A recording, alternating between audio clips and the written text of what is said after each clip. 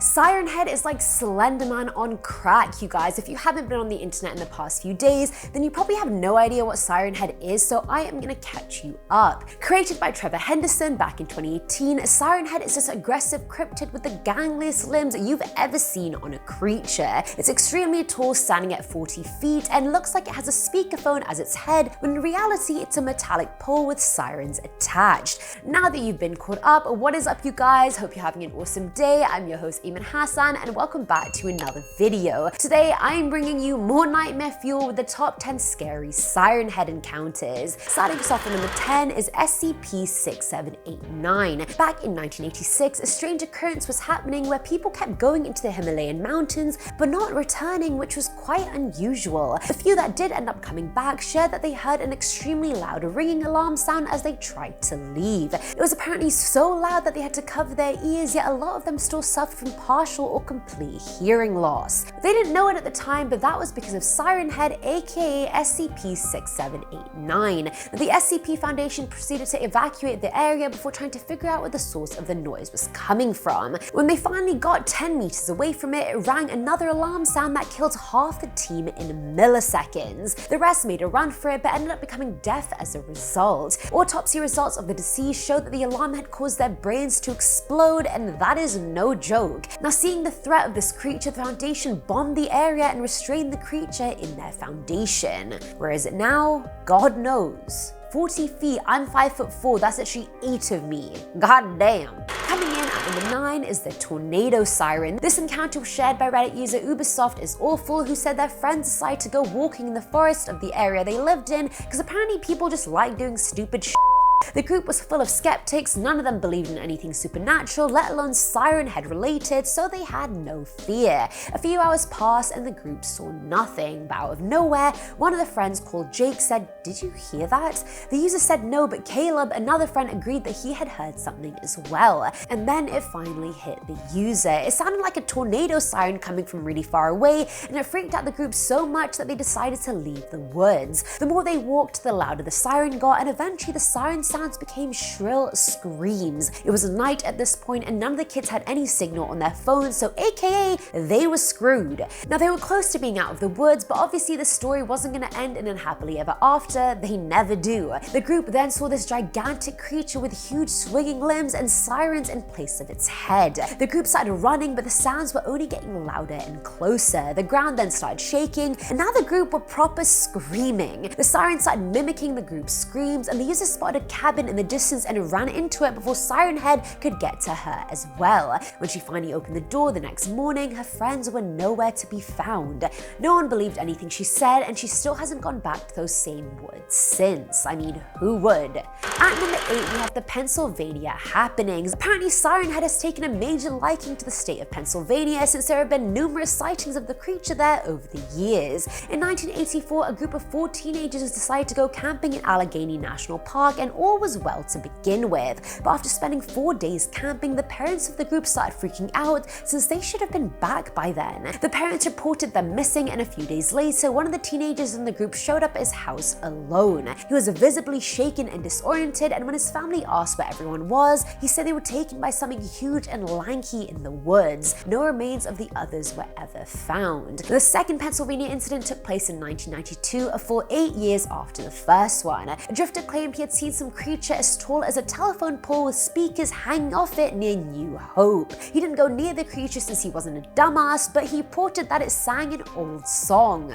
I wonder what that song was. Hopefully something nice, you know? Filling on number 7 slot is Catherine. Back in 1978, 9-year-old Catherine decided to investigate the bizarre sounds coming from the woods behind her house's backyard. She ventured into the woods alone at night, never to be seen again. Her sister claimed Catherine had heard their mum calling them, but that simply just couldn't have been true. Their mum wasn't home, and the voice sounded wrong. It sounded distorted and just way too echoey. Can you imagine this tiny 9-year-old girl being taken by this 40-foot monstrosity? God knows what it did to her, but considering she vanished, my bets are on him either having eaten her or just plain murdered her. None of which are appetizing, my friends. Now, number 6 is Chad. Chad.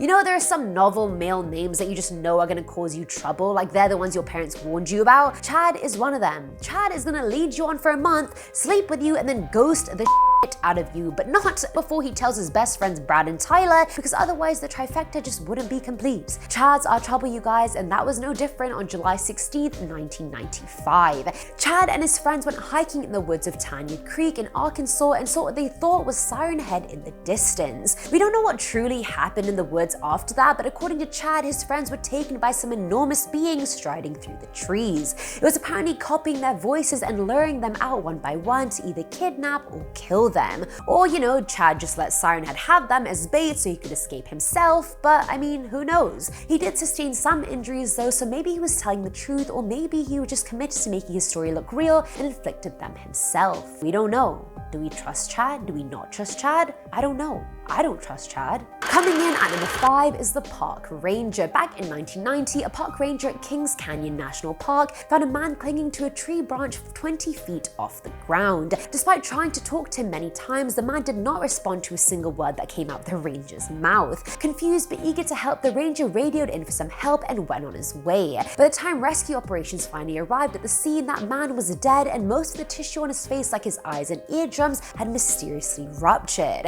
I mean, I don't want to state the obvious here, but I wonder which 40-foot tall creature is loud as hell and can rupture people's bodies. Siren Head. That's who. At number 4 is the jog. This one was submitted by an anonymous Redditor who said she was going on her evening jog one day when she realized it was basically empty outside. Now usually there were some cars around or a few joggers here and there, or at least someone walking their dog, but today there was no one. 15 minutes into her jog, she heard this piercing white noise sound that was physically hurting her brain. Unable to continue on with her jog, she decided to sit down on the trail she was on and wait till the sound stopped. But as you can probably guess, it did not. It got louder and the user couldn't take it anymore, so she eventually passed out. When she woke up, she felt like she was being carried by something, and she was damn right. She looked down to see herself 40 feet off the ground, and she was like, what the hell is this? When she looked up, she saw Siren Head taking her to what I'm guessing was its lair or house or cave or hellhole, I don't know, whatever it came from. But when the creature realized she was awake, it started blaring its siren again, and she lost consciousness once again, only to wake up in the same place she passed out on the trail.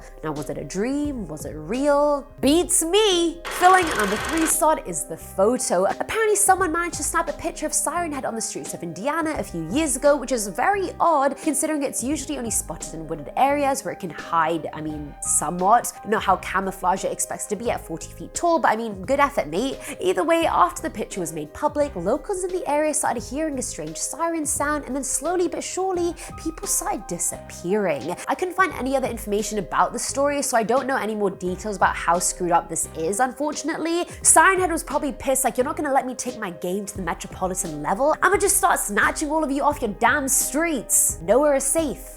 Now at number 2 is the bike crew. This one was shared by Reddit user Eugen8, who said he lives in a rural part of Montana called Stevensville. In town, there was one man who eluded everyone called Jamie Kelson, and he lived on the edge of town. The user was the town's paper boy, and at the end of his route that day, he was on his way to Jamie's house. He was going uphill on his bike when he started hearing the tornado siren. Now initially, he didn't think anything of it, since tornadoes were quite common, but the siren was so alarming, and even more so considering the sky was clear. It didn't look like tornado weather, so he was like, what is this? Slowly but surely, the siren sound started getting closer to the user, and then the ground started shaking, throwing him off his bike. When he looked up, he saw this gigantic head cresting a hill 700 feet away. Slick and metallic, the creature had tubes and wires going through it that somehow looked like its veins. 40 feet tall, its arms were so long they reached the damn ground. It had no eyes, yet it was still looking in his direction somehow. Petrified at this point, he picked up the bike and rode for his life, eluding Siren Head once and for all. And finally, at number 1 are the voices. This one was shared by the same Reddit user Eugen8, but this incident happened the next day at 1:30 a.m. The user Robert was awoken to the sound of a voice, not just any voice, but his best friend's voice. Now, that would be normal, but she had disappeared a year prior, so this was blowing his mind and tugging at his heartstrings. She kept saying, Robert, Robert, it's me, I'm back. He went outside towards the noise, but the louder it got, the more he wanted to find her. It was like she was saying it right in his ear. That's when Siren Head came out from the town hall. In his hand was the corpse of the town's mayor, and at this point Robert started screaming for help and it started chasing him. He got to his house and his dad opened the door, rifle in hand. He shot it 3 times and kept shooting, but the beast just was not going down. It started emitting white noise from its sirens so loudly that it burst his dad's eardrums and they started bleeding. His neighbors started coming out and shooting the beast at this point and even started chasing it, because obviously in America all your neighbors have guns, right? It is what it is. Robert ended up dragging his dad back into the house, but the neighbors that chased Siren Head vanished into thin air. And you can bet your ass he never wrote to Jamie Kelson's house ever again.